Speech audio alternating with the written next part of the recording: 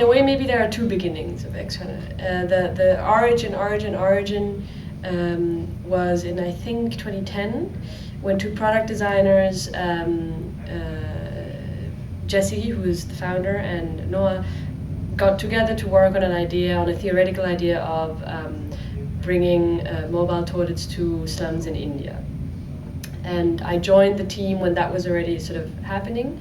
And then a very short pilot was done in India, and it's very soon turned out that that was not going to work.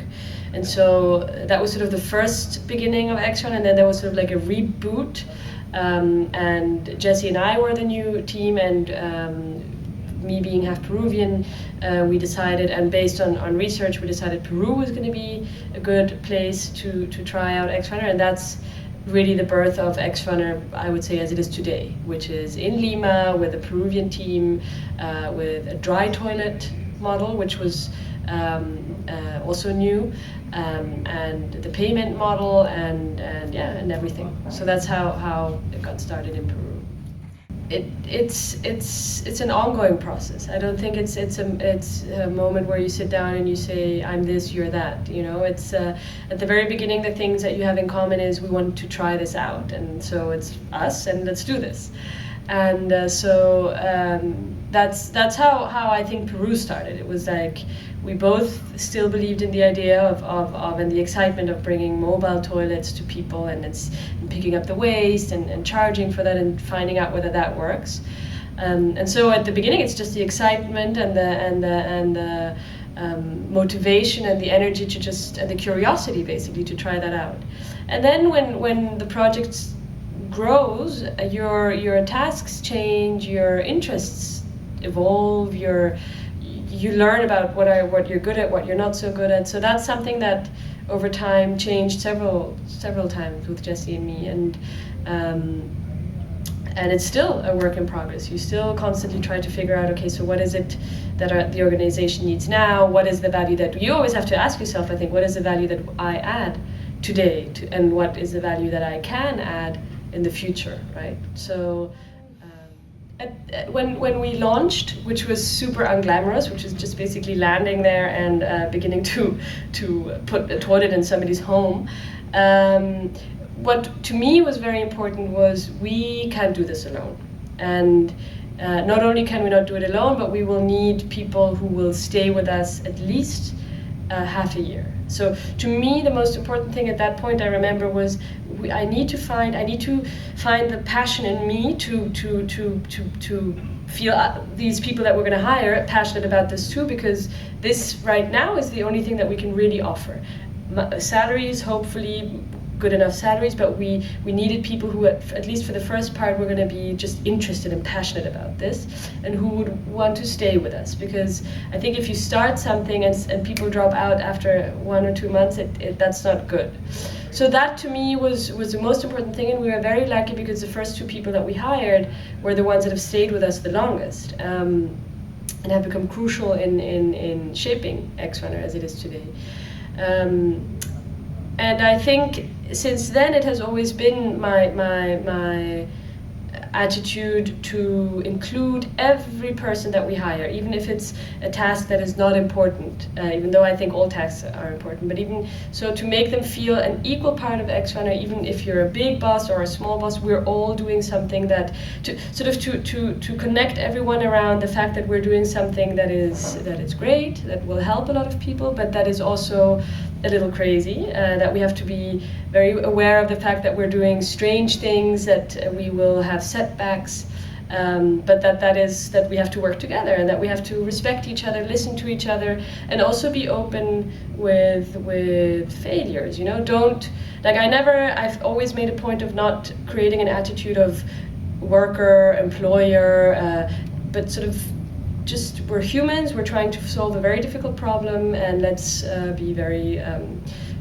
human, but pragmatic about it. Now I think this attitude I will change a little, in the sense that I'm going to try to hire people who have a certain skill set, or who have a certain skill set, who have some experience in certain fields, and who can really help us sort of really grow. I think the first sort of team, which is still our team obviously, has been crucial in making X-Runner strong and convincing and what it is today. And now I think we need people who will sort of keep pushing this and keep it growing. To use transferring to transfer responsibility as a tool to empower the person that is working, because and it's very sort of it's because I believe that people have to be empowered, but it helps me more to have employees who think with their own mind than to have people who always wait for your orders, because nobody knows. I don't know either. Everything is new, so it's a way to see, can you deal with this or deal with that responsibility. To me, it's also like I want to distribute it, right? we all have to take part in this. So I definitely use it as something that is sort of to ascend people in their position, if you want to put it that way. And then I like to delegate, because I think it forces you to rethink things, you don't fall into a routine. Nobody falls into a routine. It's just you're constantly sort of readjusting and growing. But it's sometimes also difficult, because I would consider myself somebody who tries at least to lead by example. So if I expect somebody to do something, first I'll do it, and I'll never expect something from someone that I wouldn't do. So for a long time I would always go to the weekly pickups in the mornings, even though I wasn't necessary anymore. And I think I could have stopped going there earlier, but I just felt bad sort of to not show up. And so those are more reasons why it's sometimes difficult to delegate responsibility, because I feel like, oh, maybe I have to be there, I have to support them. But then my team told me I'm no longer useful there, so that was the best message I got.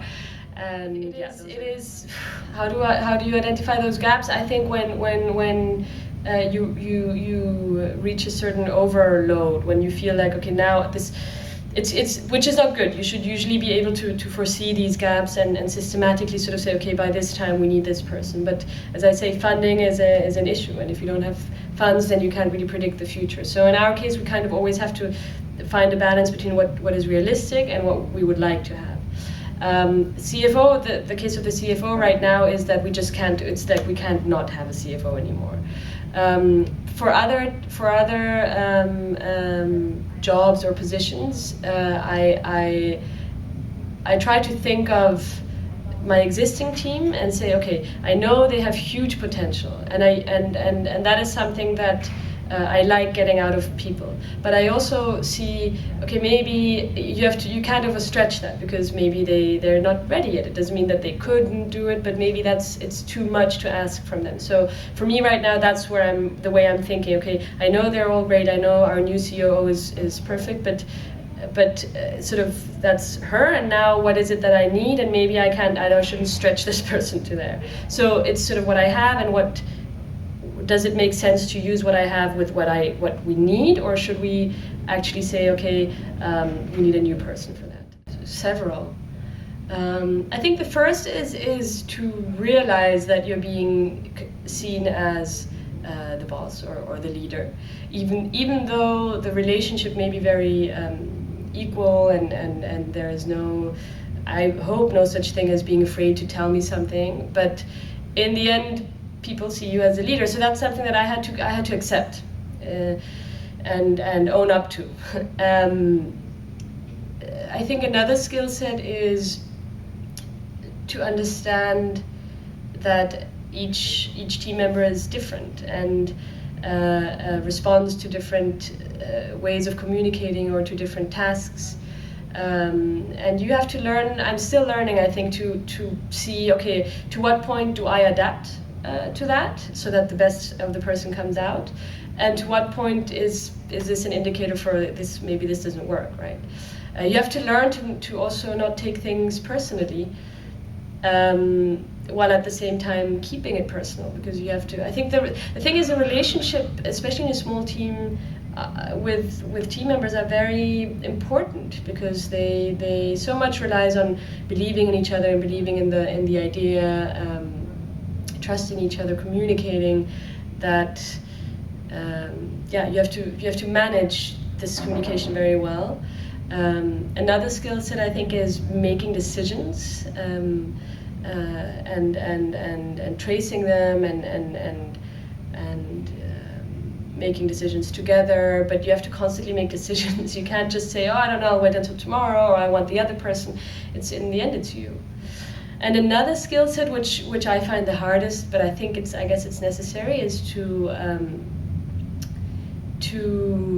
also accept that you are lonely sometimes. You know, it's nobody's going to tell you, oh, you've done a good job, or maybe you can improve here, maybe you don't really you don't get that. And I think what you have to do. And that's maybe sometimes not the lonely part, but it's an important part, is that when things go well, distribute that praise that you get, and when things go wrong, unfortunately, you have to, at least to the outside, own up to it. So I think a lot of, if you'd have to sum up the skill set that you have to acquire as a good leader, are very sort of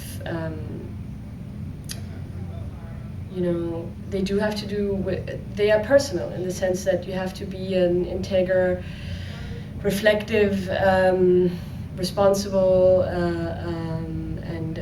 and approachable person. And that, I think, is also a work in progress.